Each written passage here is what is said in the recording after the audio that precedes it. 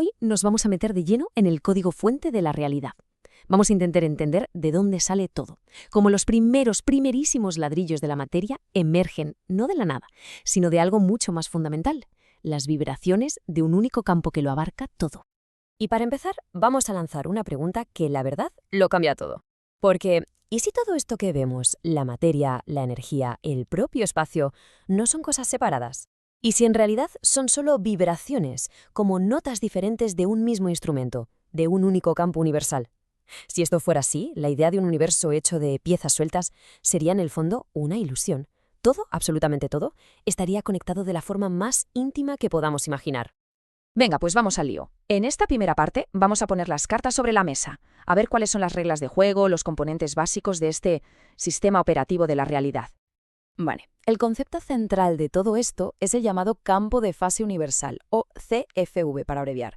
Y ojo porque esto es clave, no es un campo que está en el espacio, es que es el espacio. Imaginas un lienzo infinito que no es que contenga el dibujo, es que el lienzo es el propio dibujo, vibrando, cambiando, y toda la información del universo está literalmente tejida en su textura. Si lo desglosamos un poco, a ver, ¿qué propiedades tiene este campo? Pues para empezar, es el lienzo fundamental de todo. Cada punto, cada mínimo punto de ese lienzo tiene su propio ritmo, su propia fase. Así que cualquier cosa que pase en el universo, ya sea una partícula que aparece o una onda de energía, no es más que una pequeña alteración en ese ritmo, una vibración local. Y lo más increíble es que toda la información del universo está ahí, codificada en esa textura. Y aquí viene la primera regla de esta sintaxis del universo. Es súper elegante, vais a ver. La energía no es una cosa. No es una sustancia que se pueda guardar, es simplemente la velocidad a la que cambia la fase en un punto. Dicho de otro modo, cuanto más rápido vibra un punto del campo, más energía tiene. Y ya está, así de simple. Y la segunda regla, pues es igual de elegante, la verdad. ¿Qué son las fuerzas como, no sé, el electromagnetismo? Pues no son esos tirones o empujones misteriosos que nos imaginamos. Son simplemente pendientes, gradientes en la fase de ese campo.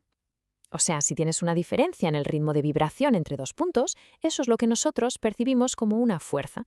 Es una diferencia de potencial, por así decirlo. Vale, pero entonces, ¿qué es lo que conecta todo? ¿Qué hace que este campo se comporte como un todo?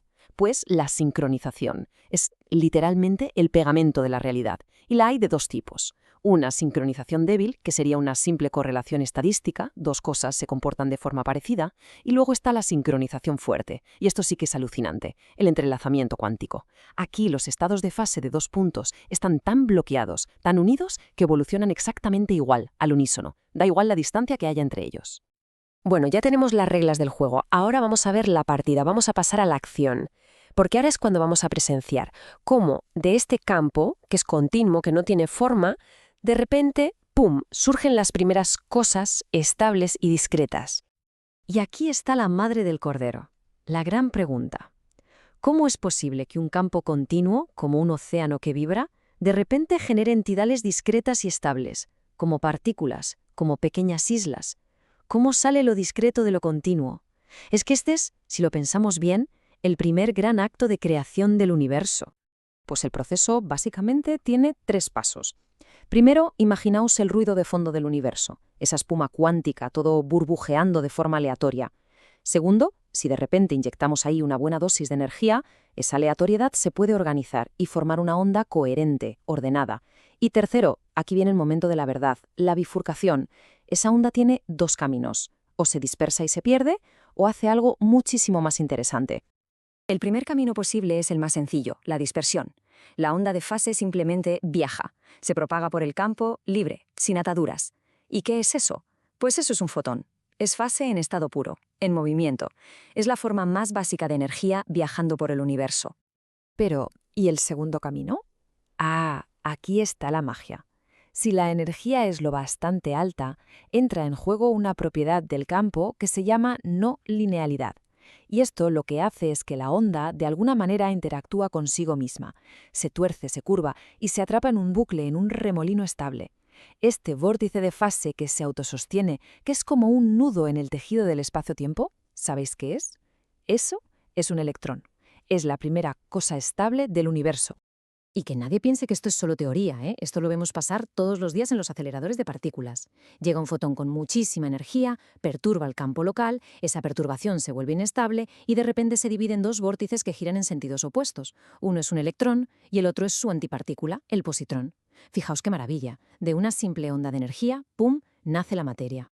Muy bien, ya tenemos partículas, ya tenemos cosas. Ahora toca hablar de una de sus propiedades más importantes, pero vamos a darle la vuelta por completo a cómo la entendemos. Vamos a preguntarnos, ¿qué es en realidad la masa?